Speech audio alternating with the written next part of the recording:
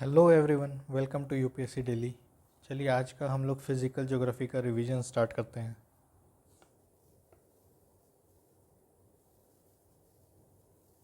आज आज से हम लोग स्टार्ट करेंगे ओशियनोलॉजी।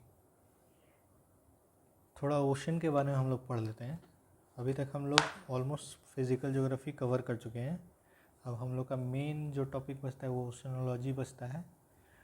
इसके बाद छोटा छोटा सा एक दो टॉपिक है और मेन टॉपिक यही है ओशियनोलॉजी। चलिए इसके बारे में भी थोड़ा पढ़ लेते हैं। तो स्ट्रक्चर थोड़ा समझ लेते हैं कि कॉन्टिनेंट और ओशन में कैसा स्ट्रक्चर होता है। देखिए ये कॉन्टिनेंट है,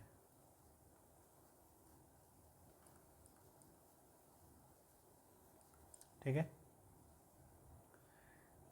इसके बाद हल्का स्लोप रहता है, जो ग्रेडियंट है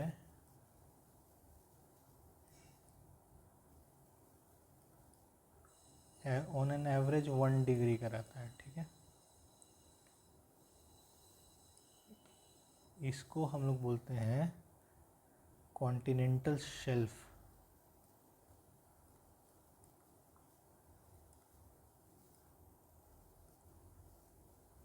ठीक है। इसके बाद एक स्टीप स्लोप हो जाता है,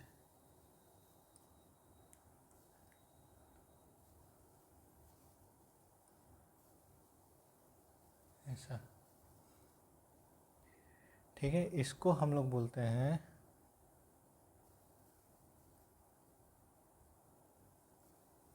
कॉन्टिनेंटल स्लोप,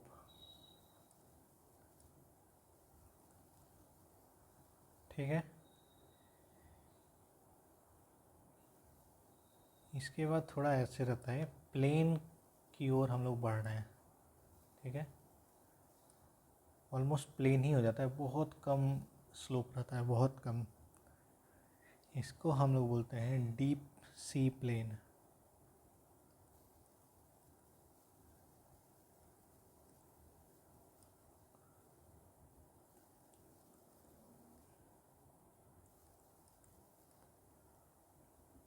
और इसी को जो प्लेन से पहले ये जो हल्का सा स्लोप है इसको हम लोग बोलते हैं कॉन्टिनेंटल राइज।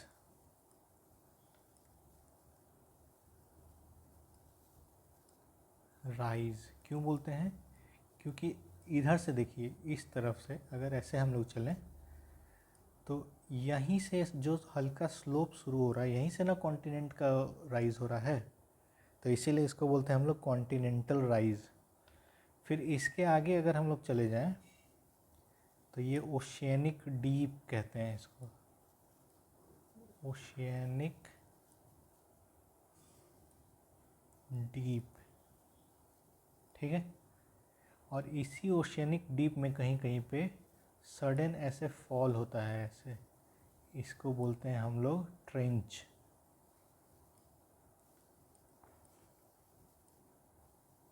ठीक है, ट्रेंच। चलिए इसमें तो कोई डाउट नहीं है। अब देखिए कॉन्टिनेंटल शेल्फ जहाँ पे ख़त्म हो रहा है इसको हम लोग बोलते हैं शेल्फ ब्रेक, ठीक है, शेल्फ ब्रेक।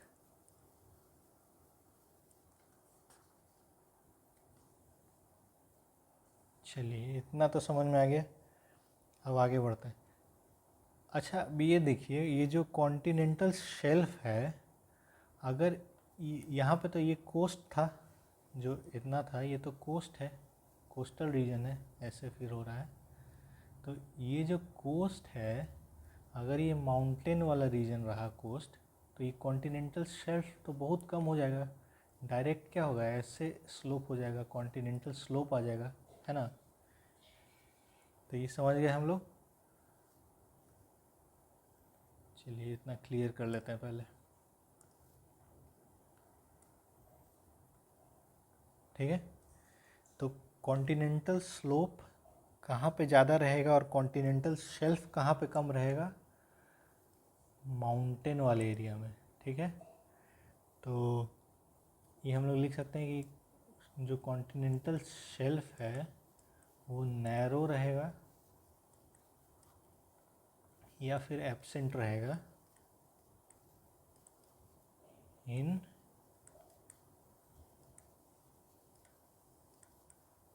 Mountainous regions. इसका सबसे अच्छा एग्जांपल कहाँ है? चिली। चिली कंट्री है साउथ अमेरिका में। वहाँ पे कॉन्टिनेंटल शेल्फ एकदम नैरो है, ठीक है, और उधर माउंटेन भी है। कौन सा माउंटेन है थोड़ा बताइए तो चिली में? ठीक है, चलिए इतना तो क्लियर हो गया। अच्छा चलिए हम बता देते हैं, एंडीज माउंटेन है।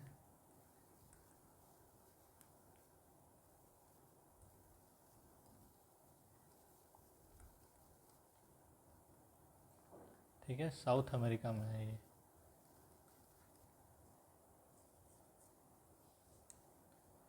अच्छा ऐसा और कोई एग्जांपल है क्या? तो देखिए, एक आप थोड़ा गूगल करके देखिएगा, रॉकी माउंटेन है नॉर्थ अमेरिका में, ये भी है इसका एग्जांपल। ठीक है,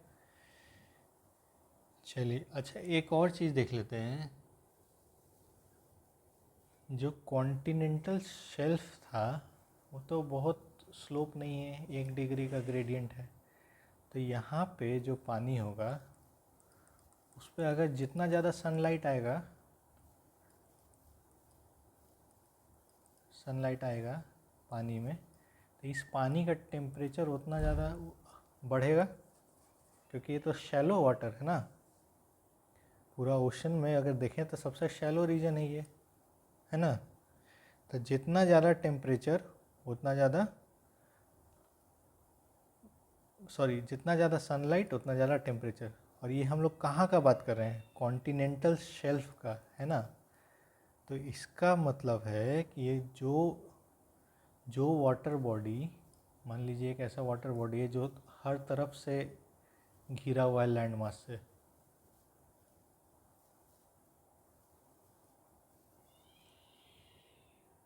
ठीक है। तो जो वाटर बॉडी हर तरफ से घिरा रहेगा लैंड मास से, उसका टेम्परेचर वाटर बॉडी का ज़्यादा होगा इन कंपैरिजन कि जो वाटर बॉडी बहुत कम लैंड मास से घिरा हुआ है ना। चलिए ये इन्फॉर्मेशन बाद में काम आएगा, अभी ये थोड़ा आया इस कॉन्टिनेंटल शेल्फ बता रहे थे तो सोचे ये भी बता ही देते हैं। अच्छा चलिए इसको कंप्लीटिंग कर देते हैं। तो देखिए हम लोग ये जानते हैं कि नॉर्दर्न हेमिस्फेयर में लैंड मास ज़्यादा है, ठीक है, in comparison of southern hemisphere.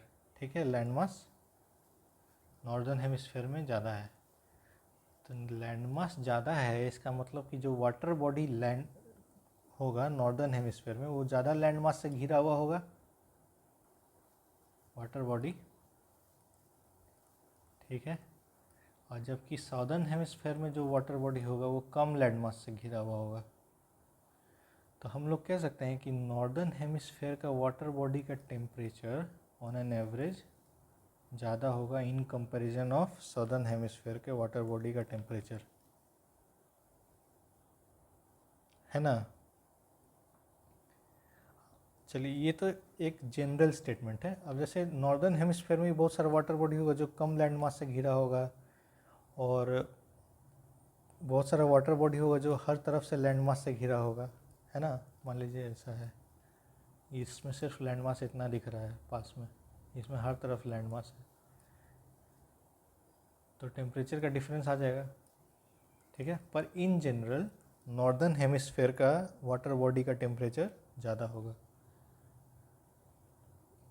तो इससे हम लोग क्या डिड्यूस कर सकते हैं? ये भी डिड्यूस कर सकते हैं कि लैंड मास अगर ज़्यादा है तो कॉन्टिनेंटल शेल्फ ज़्यादा हुआ,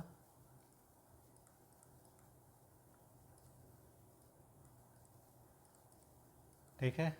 और कॉन्टिनेंटल शेल्फ अगर ज़्यादा है तो क्या ज़्यादा होगा? टेम्परेचर ऑफ वाटर बॉडी ज़्यादा होगा, ठीक है। चलिए इतना तो क्लियर हो गया। अच्छा चलिए इसमें कुछ फीचर्स है, जिसको हम लोग माइनर रिलीफ फीचर्स बोलते हैं ओशन का, वो देख लेते हैं क्या क्या है। तो एक तो सबसे कॉमन है मिड ओशियनिक रीजेस, जो हम लोग जानते ही हैं। क्या होता है कि मिड ओशियनिक रिज जो होता है वो दो चेन ऑफ माउंटेन रहता है से बनता है, और बीच में इसके रहता है लार्ज डिप्रेशन। ठीक है, माउंटेन्स सेपरेटेड बाय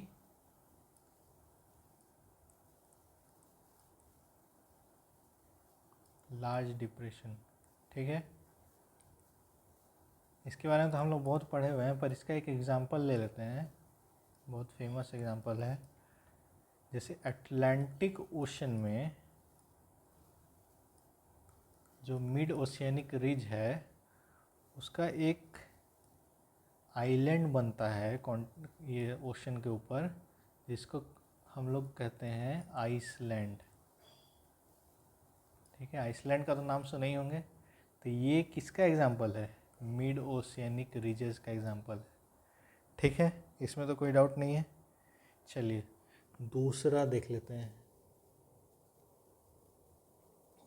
दूसरा रिलीफ देख लेते हैं क्या होता है। जैसे मान लीजिए ये सी है, ऐसे ये सी में पानी है, या ओशन है, ऐसे पानी है। ठीक है, तो एक अंदर में ऐसे माउंटेन बना हुआ है जो बाहर नहीं आ रहा है। ठीक है, बाहर नहीं आ रहा है। इसका normal on an average height 3 kilometre से 4 किलोमीटर तक रहता है। ठीक है, एवरेज। इसको हम लोग बोलते हैं सी माउंटेन या सी माउंट। ठीक है, नाम से ही समझ में आ रहा है, सी माउंट, माउंटेन जो सी के अंदर है, सी माउंट उसको बोलेंगे। ठीक है, चलिए और देख लेते हैं। अच्छा, एक जो अभी हम लोग ये पढ़े कि कॉन्टिनेंट है, फिर कॉन्टिनेंटल शेल्फ है, फिर कॉन्टिनेंट है, कॉन्टिनेंटल शेल्फ है, फिर कॉन्टिनेंटल स्लोप है। तो इसमें क्या होता है, कभी कभी जैसे मान लीजिए कोई नदी आ रहा है, ये गिरा ऐसे ओशन में मिल रहा है, तो इसके माउथ पे, ये जो माउथ है इसका, यहाँ से एक गड्ढा ऐसे डीप वैली क्रिएट हो जाता है। ऐसे डीप, मतलब ये समझिए ये कॉन्टिनेंटल शेल्फ है, ये कॉन्टिनेंटल स्लोप है, बीच में ऐसा गड्ढा क्रिएट हुआ हुआ है, ऐसा वैली।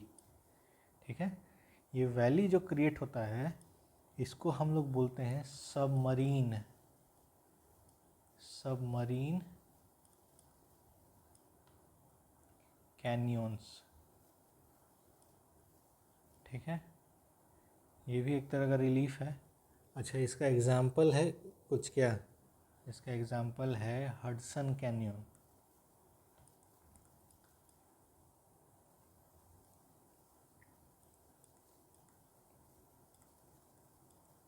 ठीक है, चलिए अब दूसरा देख लेते हैं, इसी में, इसी फिगर में हम लोग देख लेते हैं।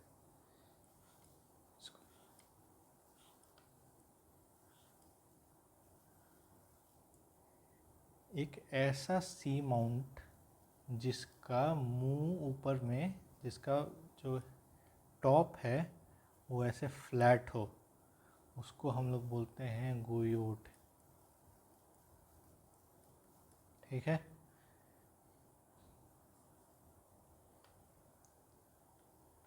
चलिए इसमें तो कोई डाउट नहीं है, बस सी माउंट जिसका टॉप फ्लैट है। ठीक है, चलिए इससे हम लोग क्या पता चलता है कैसे फ्लैट हुआ, वो खुद सोचिए। कुछ किसी कारण से तो ये पहले सी माउंट होगा जो ऐसे कट गया होगा, जिसका ऊपर का टॉप, तो किस चीज़ से कटा होगा? जैसे ओशन धीरे धीरे ऊपर बढ़ा होगा तो इरोड हुआ होगा, इरोजन हुआ होगा। ठीक है, चलिए ये हो गया। अब एक लास्ट रिलीफ है, इसके बारे में थोड़ा देख लेते हैं। जैसे मान लीजिए ये पूरा